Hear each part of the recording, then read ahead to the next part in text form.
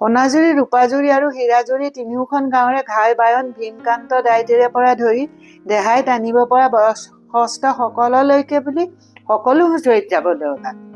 ক'বলৈ গ'লে বোৱাৰী মানুহখিনি বাদে আটাইবোৰেই এৰা ধৰাকে হ'লেও হুঁচৰিলৈ যাব। মইনা পাৰিজাতলৈ সদায় আহি থকা মুছলমান গাঁৱৰ ল'ৰা ছোৱালীবিলাকো হুঁচৰিৰ দলত থাকিব। সোণাজুৰি, ৰূপাজুৰি আৰু হীৰাজুৰি চবৰে ঘৰতে হুঁচৰি গোৱা হ'ব। মুছলমান গাঁৱৰ ক্ষেত্ৰত কিন্তু নিমন্ত্ৰণ জনোৱা কেইঘৰলৈহে হুঁচৰি দল যাব। এইমতে কথা ঠিক হ'ল। ৰাকিব আহমেদ ছাৰ জয়হিন্দ পুথিভঁৰালৰ সকলো কামতে থাকেই। সোণাজুৰিৰ পৰা ক'ৰবাত ফুটবল খেলিবলৈ গ'লে আহমেদ ছাৰেই আচলতে মেইন মানুহ। সোণাজুৰি ভাওনাৰ দলটোৰ গোটেই জিলাখনতে নাম আছে। বেলেগ বেলেগ গাঁৱত ভাওনা কৰিবলৈ নিমন্ত্ৰণ পায়েই থাকে। সোণাজুৰিয়ে যিদিনা কোনোবা গাঁৱত ভাওনা কৰিবলগীয়া থাকে সেইদিনাখন ৰাকিব আহমেদ ছাৰ লগত যাবলৈ চাকৰিৰ পৰা ছুটি লৈ লয়। ভাও নল'লে কি হ'ল, বাকী আচল মেনেজাৰটো ৰাকিব ছাৰেই। ৰাকিব আহমেদ ছাৰৰ ঘৰততো হুঁচৰি গোৱা হ'বই। গৰীয়া চুকৰ বাকী আৰু কাৰ কাৰ ঘৰত গাব লাগিব সেইবিলাক কথা ছাৰৰ লগত পাতি ল'লেই হ'ব। বিহুৰ আগত 4 দিনমান গীত নৃত্যকে ধৰি হুঁচৰি ৰিহাৰ্চেলো কৰা হ'ল। ইমানবোৰ মানুহ কেনেকৈ চিজিল হৈ থাকি কামখিনি কৰিব সেইটো কথাত যথেষ্ট গুৰুত্ব দিয়া হ'ল।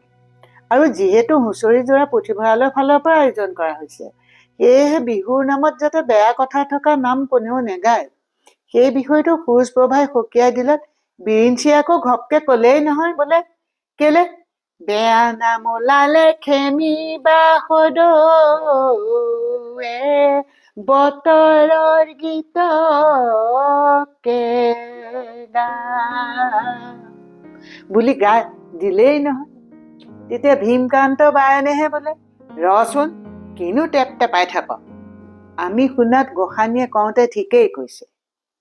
মুকুন্দ মোমায়েকৰ ঘৰত যোৱাবেলি বিহুত গৈ শুনি অহা নাম এষাৰ গাবলৈ আগ্ৰহ কৰাত সুৰুজ প্ৰভাই, গাবি বাৰু, কিন্তু আগতে এতিয়া আমাক শুনাই লচোন বুলি ক'লত সি এই চম্পা ফুল ফুলি জাতি শিখাৰ, এই চম্পা আমি পাপি দুৰাচাৰ, এই চম্পা হাতত নাই হাত ঘড়ী, এই চম্পা ভাগ্যত নাই চাকৰি, এই চম্পা ৰাখা যদি হালোৱা, এই চম্পা গোবৰ জাবৰ পেলোৱা বুলি সুৰ লগাই নামকেইষাৰ গালে।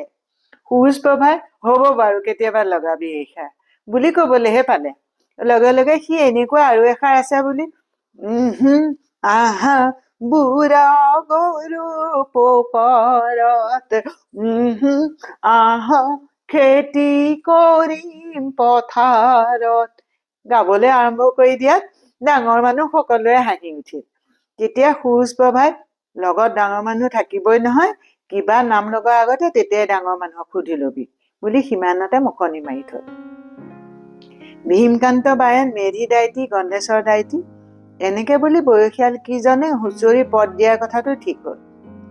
পদ মানে কি? পদৰ কথা ওলালতে ৰছীদাই সুধিলে। ৰছীদাক বুজাবলৈ বিহু নাম যোৰাৰ আগতে আৰম্ভণিতে হুঁচৰিত গাই লোৱা ভক্তিমূলক গীতখিনি বুলি কথাটো ওলালতে কথা আৰু এটা ওলাল। ডেকা চামৰ ভিতৰত নামৰ ওজা বিৰিঞ্চিয়ে এতিয়া কথা এটা হ'ব নহয় বুলি উলিয়ালে কথাটো।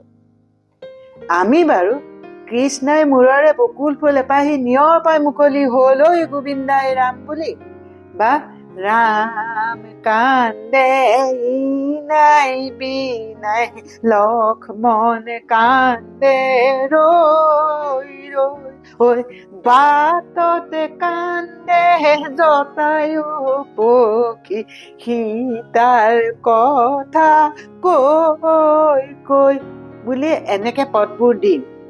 কিন্তু গৰীয়া গাঁৱৰ হয় কথাটো সুৰুজ প্ৰভা ৰঞ্জন কোনেও ভবাই নাছিল। উপায় এটা অৱশ্যে উন্মিয়ে উলিয়ালে। কৃষ্ণাই মূৰৰে সুৰটোতে মিলাই জিকিৰৰ পৰা তাই চাহেব যাই আগতে ভকত যাই পাছতে, সোণাই নুন নৈৰ পাৰতে ঘৰে ঐ সুভান্নাল্লা। আৰু ৰাম কান্দে ইনাই বিনাই সুৰত মনে ভাৱনাই ৰ ভাবিলে ভজিলে আল্লাকে পাই। এই দিনৰ মাজে লোৱা নাম মুৰ্শিদক দৰাই বুলি লগে লগে গায়ে দিলে। তেতিয়া মেধি দাইটিয়ে ভাল ভাল টেমেলাকৰ কি ঘৰত আমাৰ উৰ্মি মাজনীয়ে পদ দিব বুলি কোৱাত কথাটো অকমান আহফলাহেন হল বুলি ভাবি ভীমকান্ত বায়েনে নহয় কেলে আমাৰ উৰ্মি মাজনী আমাৰ লগতো মানে বুঢ়া মানুহ আমাৰ ভাগৰ লাগিলে চবতে পদো দিব আৰু নামো দিব নে কি কোৱা হওক বুলি ৰখতে নামটো থলে।